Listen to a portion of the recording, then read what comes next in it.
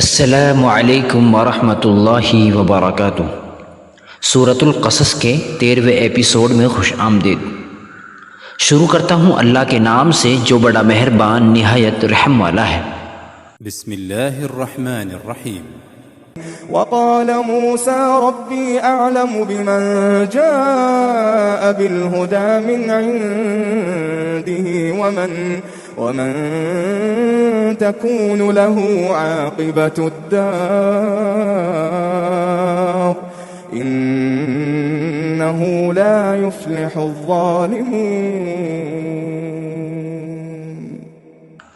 حضرت موسیٰ علیہ السلام کہنے لگے میرا رب اسے خوب جانتا ہے جو اس کے پاس کی ہدایت لے کر آتا ہے اور جس کے لیے آخرت کا انجام بہتر ہے۔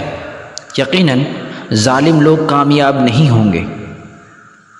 حضرت موسیٰ علیہ السلام یہ اعلان کرتے ہیں کہ جس چیز کا انہوں نے دعویٰ کیا ہے اس میں کامیاب ہونے میں کوئی شک نہیں ہے۔ اس بات کا اعلان انہوں نے فرعون کے سامنے بھی کیا۔ جو بھی ان سے مقابلہ کرے گا یا ان کو ہرانے کی کوشش کرے گا وہ چکنا چور ہو جائے گا۔ ایسا کب ہوگا یہ وقت ہی بتائے گا۔ اللہ تعالیٰ ان کے انجام کے بارے میں بہت اچھی طرح جانتا ہے۔ کارکنوں اور عوام کو ہمیں یقین دلاتے رہنا ہے کہ انشاءاللہ جیت مومنوں کی ہی ہوگی۔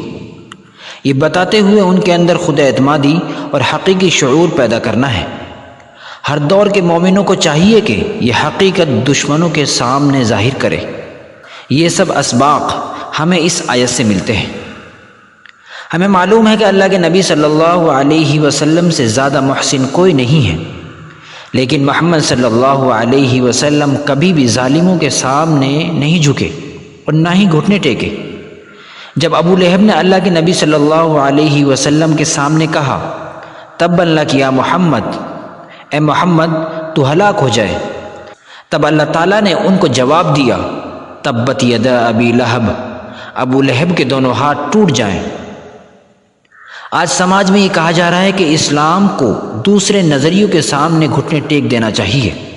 ہندوستان کی یکجہتی تہذیب اور اختلاف بھی اس کا متقاضی ہے۔ قرآن ایمان والوں کو واضح الفاظ میں یہ حکم دیتا ہے کہ سیکولرزم، شہریت اور ترقی کے نام پر دینی اور تہذیبی اقدار کو کبھی فراموش نہیں کرنا چاہیے۔ اسلام کا نظریہ یہ ہے کہ اسلام کے ماننے والوں کو کبھی بھی ذلت اور بیچارگی کے ساتھ زندگی نہیں گزارنی چاہیے۔ جو لوگ کافروں سے عزت کی امید میں دین حق کو رسوا کرتے ہیں حقیقت میں وہ لوگ اپنی عزت کو کھو رہے ہیں۔ انہ لا یفلح الظالمون، بے شک ظالم لوگ کامیاب نہیں ہوں گے۔ اللہ کی یہ دھمکی صرف انہی لوگوں تک محدود نہیں تھی۔ اگر آپ لوگ ظالم کو پہچان کر اس کے خلاف کی جانے والی کارروائی کرتے رہے تو ظالم آج بھی کامیاب نہیں ہو سکتا ہے۔ وقال فرعون يا أيها الملأ ما علمت لكم من إله غيري فأوقد لي يا هامان على الطين فاجعل لي صرحا لعلي أطلع إلى إله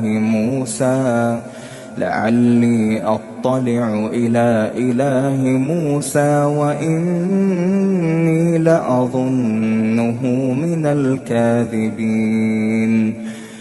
فرعون کہنے لگا اے درباریوں، میں تو اپنے سوا کسی کو تمہارا معبود نہیں جانتا۔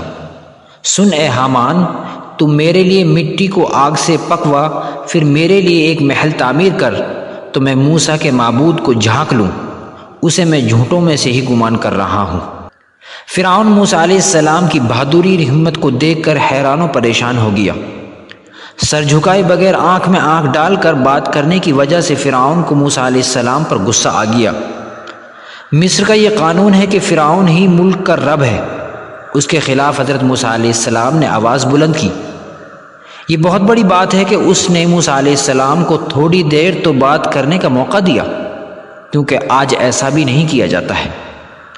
اس نے موسیٰ علیہ السلام کا مذاق اڑاتے ہوئے کہا کہ کیا میں آسمان میں چڑھ کر آپ کے رب کو دیکھ کر آؤں؟ ظالم بادشاہ مخالف آواز کو مٹانے کے لیے ہر طرح کا ہتھ کنڈا استعمال کرتے ہیں۔ جس طرح فرعون نے اپنی حمایت کے لیے حامان کو پکارا، اسی طرح موجودہ فرعون اپنی ایجنسیوں کو پکارتے ہیں۔ ان دونوں کا مقصد انصاف قائم کرنا نہیں ہے، بلکہ حق کی آواز کو مٹا دینا چاہتے ہیں۔